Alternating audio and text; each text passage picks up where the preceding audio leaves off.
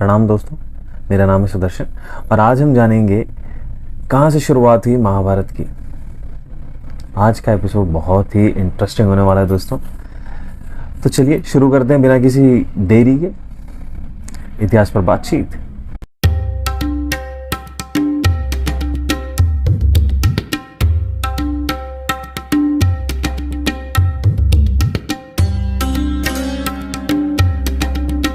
तो दोस्तों, एक राजा हुए हैं जिनका नाम है वसु, पर स्वधर्म से वो तपस्या में लगे रहते थे।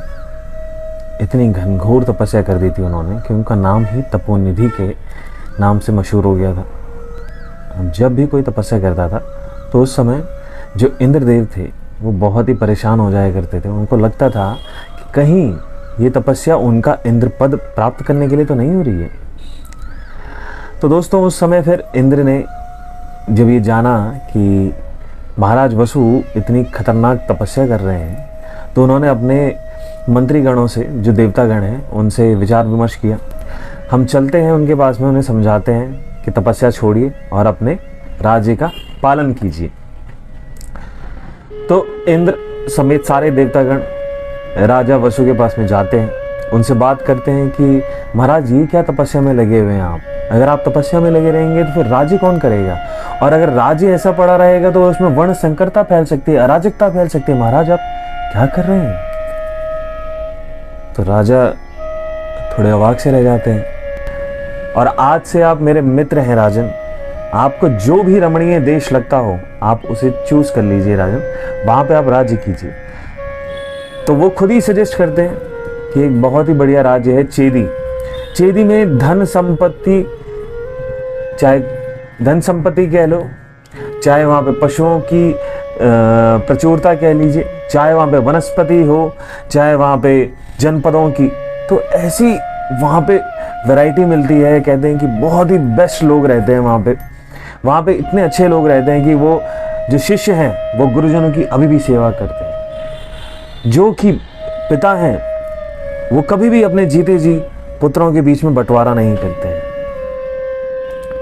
जो वहां पे धन संपत्ति है, जिसकी वजह से किसी एक जगह को वसुधा भी कहते हैं, जैसे पृथ्वी को वसुधा कहा जाता है, वो इसलिए कहा जाता है क्योंकि यहाँ पे हर चीज की प्रचुरता है। तो कहते राजन, चेदी एक ऐसा देश है जहां पर आप जाके राज्य कीजिए और चेदी में रहते रहते आपको तीनों लोगों की खबर मिलती रहेगी राजन। तो आप बस ये समझिए कि आप चेदी में जब राज्य कर रहे होंगे तो आप बिल्कुल वैसे ही राज्य कर रहे हैं जैसे कि आप स्वर्ग में, जैसे मैं कर रहा हूँ। तो वो स्वर्ग के समान ही है, बस वो धरती पर है। तो राजा वसु को इंद्र की बात जंच जाती है और वो भी वहां पे राज्य करने के लिए तत्पर हो जाते हैं। अब जाते समय इंद्र उनको एक पार्टिंग गिफ्ट दे के जाते हैं, एक नहीं 3। पहला वो कहते हैं कि राजन, मैं आपको अपना स्फटिक मणि का बना हुआ विमान एज उपहार देता हूं, क्योंकि आप इतने अच्छे हैं तो आप उस विमान के अंदर बैठे रहिए। आपके वहां पे मनोरंजन के लिए अप्सराएं होंगी, गंधर्व होंगे। आप ऊपर से जाते हुए अपनी पूरे चेदी राज्य का निरीक्षण कर सकते हैं, पूरी वसुधा में आप घूम सकते हैं। फिर कहते हैं कि राजन, मैं आपको ये माल देता हूं। माल मतलब माला, वो वैजयंती माला है, ऐसे पुष्पों से सजी हुई माला है जिसके कमल कभी कुमलाते ही नहीं है। तो वो वैजयंती माला पहना के जाते हैं। बोलते हैं कि राजन, इसे इंद्रमाला के नाम से जाना जाएगा। राजन, ये आपको किसी भी अस्त्र शस्त्र के आघात से बचाएगी। फिर उनको देते हैं वो एक बांस की छड़ी, जो कि शिष्टों को दी जाती है उनकी रक्षा करने के लिए।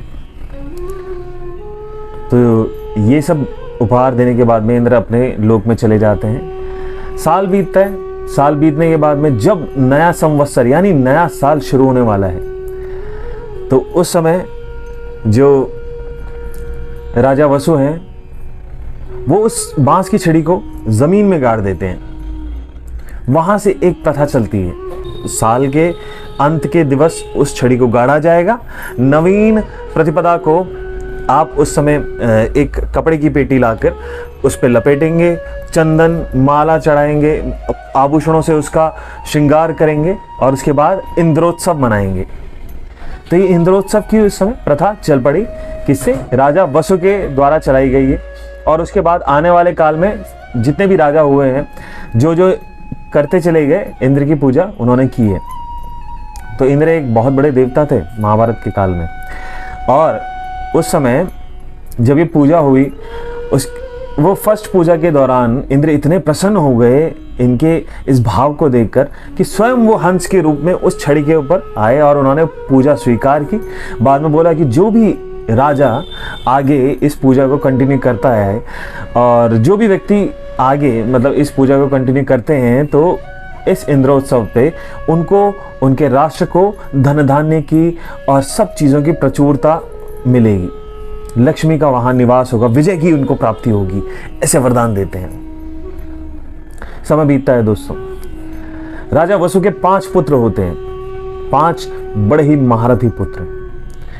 पहला वृहद्रथ, जो कि बहुत ही विश्वविख्यात राजा है, मगध देश का राजा वृहद्रथ। दूसरा प्रत्यग्रह, तीसरा कुशाम्ब, चौथा मावेल और 5वां यदु, जिनसे यदुवंश भी शुरू हुआ है। यदु भी विश्वविख्यात है। बहरहाल दोस्तों, आगे कहानी बढ़ती है।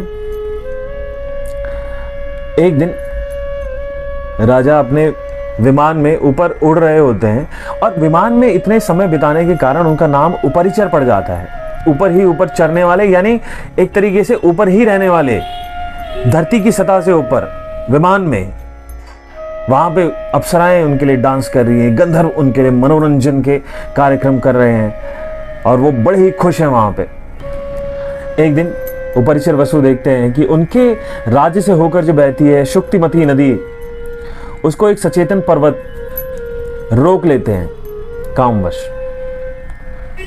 दोस्तों, जब ये देखते हैं दृश्य राजा, तो वो एक ऊपर से ही अपने पैर से एक प्रहार करते हैं उस पर्वत पर और उस पर्वत में दरार पड़ जाती है। उसी में से शुक्तिमती वापस बहने लगती है जैसे वो पहले बहती थी और उस पर्वत से उस नदी की 2 संतानें होती हैं दोस्तों, एक पुत्र और एक पुत्री।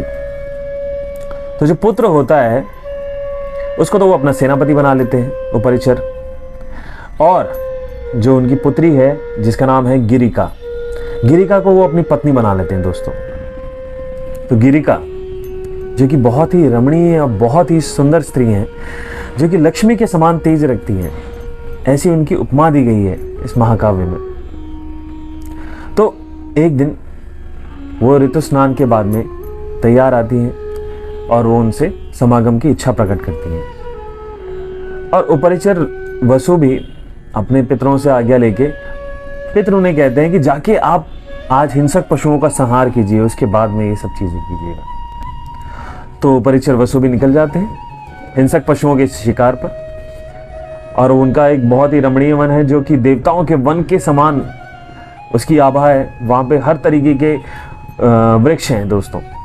वहाँ पे आम का, चंदन का, पाटल जिसे कहते हैं दोस्तों, वो वृक्ष, अशोक के, जिसका उस समय वर्णन किया गया है कि क्या वन संपदा है, बहुत सुंदर।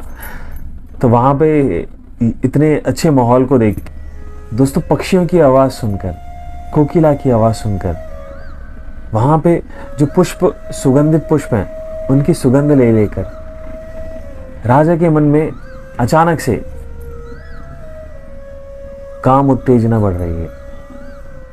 तो फिर उपरिचर राजा जाते हैं अशोक के वृक्ष के नीचे, और अशोक के वृक्ष के नीचे उन्हें मन होता है स्त्री समागम का। उसी समय दोस्तों उनका वीर्य स्खलित हो जाता है। अब जो वो वीर्य है वो व्यर्थ ना जाने पाए, वो उसको अशोक के पत्र में उठा लेते हैं। सामने ही उनके विमान के बाजू में एक शेन पक्षी, शेन कौन है दोस्तों? शेन है बाज, बाज पक्षी वहां पर होता है। वो उसको देते हैं, उसे कहते हैं कि जाके ये गिरिका को दे दीजिएगा। और राजा क्योंकि तपोनिधि भी हैं और अच्छे से मंत्रों को जानते हैं दोस्तों, तो वो उसमें पुत्र प्राप्ति वाले मंत्र का उच्चारण करते चले जाते हैं और जाके वो बाज को देते हैं। बाज को बोलते हैं कि जाइए, इसको लेके जाइए अभी, और जितनी जल्दी उड़ सकते हैं उतनी जल्दी पहुंचिए। गिरिका का ऋतुकाल संपन्न होने से पहले ये उनके गर्भ में जाना चाहिए। बाज भी जल्दी से उड़ता है और अपने कार्य में लग जाता है। अब जो वो जा रहा होता है तो उसी समय उसको एक दूसरा बाज देखता है। दूसरा बाज देखता है कि इसके पास कोई मांस पिंड सा लेकर जा रहा है, तो वो उससे लड़ने लगता है। आकाश में ही दोनों का बहुत भयंकर युद्ध हो जाता है और वो वीर जाके यमुना के जल में गिरता है। यमुना के जल में एक अद्रिका नाम की अप्सरा है, जो कि श्राप से, भगवान ब्रह्मा के श्राप से वहां पर मत्स्य रूप में तिर्य योनि में पड़ी हुई है। वो वीर्य वो निगल लेती है, उस जल के आवेग से मछली के मुख में चले जाता है और वो उसको निगल लेती है। इस बात को 10 माह बीत जाते हैं। 10 माह के बाद में जो मछेरे हैं वो उसको निकालते हैं मछली को, और मछली को जब पेट फाड़ते हैं तो उसमें से 2 इंसानी बालक निकलते हैं, एक तो लड़का एक लड़की। वो राजा के पास जाते हैं सारे मल्लाह मिलके कि राजन ऐसी ऐसी बात है, ऐसा ऐसा हुआ है। और ये अद्रिका नाम की जो अप्सरा है ये तो मुक्त हो गई अपने शाप से, क्योंकि इसको यही शाप मिला था। और शाप मुक्ति का कारण यही बताया था कि आप 2 बच्चों को जन्म देते ही आपकी मुक्ति हो जाएगी। तो ये तो मुक्त होकर चली गई। अब जो वो दोनों बच्चे हैं उनको लेके जाया जाता है राजा के पास में। तो राजा एक बच्चे को तो अपने पास में रख लेते हैं और उसको राजा बना देते हैं, जो कि बहुत ही फेमस राजा हुए हैं जिनका नाम है मत्स्य। दूसरी जो वो लड़की होती है वो मल्लाहों को कहते हैं कि ना आप इसका पालन कीजिए। अब क्योंकि वो मछली के पेट से निकली हुई है तो उसके शरीर से पूरी मछली की गंध आती है, इसलिए उसको कहते हैं मत्स्य गंधा। दासराज उसका पालन पोषण शुरू करते हैं क्योंकि उसके बिहेवियर में सत्य सद्गुण है, तो इसलिए उसका नाम पड़ता है सत्यवती। सत्यवती बहुत ही सुंदर कन्या है, बहुत ही सुंदर कन्या है कि उसका सुंदरता का ही ऐसा वर्णन है कि उसकी पराकाष्ठा, मतलब सुंदरता की पराकाष्ठा ये है कि सिद्ध पुरुष भी उस पर मोहित हो जाते हैं। तो एक दिन की बात है, वो नाव खेते खेते जा रही थी यमुना के तट पर और उनको मिल जाते हैं पराशर ऋषि, बहुत ही महान ऋषि। तो पराशर ऋषि उनको मिल जाते हैं। पराशर ऋषि उनकी नाव में बैठते हैं, बीच में जाते हैं यमुना के। जब वो नाव खेल रही होती है तो पराशर ऋषि उनसे अपनी मनोस्थिति को व्यक्त करते हैं और कहते हैं कि मुझे आपसे समागम करना है। बहुत ही आसानी से वो ये बात कह जाते हैं। सत्यवती ये देखती है, बोलती है कि ऋषिवर आप देखिए तो सही कि इस तट से उस तट के बीच में हम यहाँ पे खड़े हैं और उस तट पे भी बहुत सारे ऋषि मुनि जो पार करने के लिए खड़े हैं और दूसरे तट पे भी ऐसे ही वहाँ पे संख्या है। क्या आप इनके सामने समागम कर सकते हैं? दूसरी बात, मैं तो अपने पिता के साथ में रहती हूँ, मैं अभी कौमार्य अवस्था में हूँ, क्या आप ऐसे मेरे साथ में समागम कर सकते हैं? ऐसे तो मेरा कौमार्य कलंकित हो जाएगा। तो ऋषिवर आपको जो ठीक लगे आप वो कीजिए, आप बताइए। तो ऋषिवर पराशर भी अपनी शक्ति से पूरी सारी जगह कोहरा फैला देते हैं और वहाँ पे किसी को कुछ नहीं दिखाई दे रहा है। ऋषि उससे बोलते हैं कि मैं तुम्हारी बातों से प्रसन्न हूँ, तुम इस चीज़ की निश्चिंतता रखो कि तुम मेरे साथ समागम करने के बाद में भी कौमार्य अवस्था में ही रहोगी, और जो तुमने ये बोला है इसके बाद अब तुम एक वर मांग लो। वो कहते कि ऋषि मेरे शरीर से हमेशा मत्स्य की गंध आती है, एक मछली की गंध आती है, आप इस गंध को दूर कर दीजिए या इस गंध को एक सुगंध में बदल दीजिए। तो कहते ठीक है तथास्तु। अब समागम होता है। समागम होने के बाद में उसी समय उनका एक बालक पैदा होता है और वो बालक होते ही इतना बड़ा है कि वो बात करने लगता है। और वो कौन है? श्री कृष्ण द्वैपायन। उनका नाम द्वैपायन क्यों है? क्योंकि वो रिवर के बीच में एक जो छोटा सा स्थान है जिसको द्वीप कह लेते हैं, और उस द्वीप पे रहने की वजह से या उस द्वीप पे होने की वजह से उनका नाम द्वैपायन पड़ा है। अब सत्यवती अपने पिता के पास जाती है। सत्यवती जब अपने पिता के पास जा रही है तो अब उसके शरीर से सुगंध फैल चुकी है और वो सुगंध इतनी ज्यादा है कि वो सुगंध 1 योजन दूर खड़ा मनुष्य भी सूंघ पा रहा है। इसलिए उसका नाम अब पड़ चुका है, एक तो गंधवती और दूसरा योजन गंधा। कि दूर योजन से भी जो सूंघने में आए उसे कहते हैं योजन गंधा। वो उनके पिता पूछते हैं कि ना, अरे ये ऐसा हुआ कैसे? तो बताती हैं कि मुझे पराशर ऋषि मिले थे, उन्होंने ऐसा ऐसा मुझे वरदान दिया।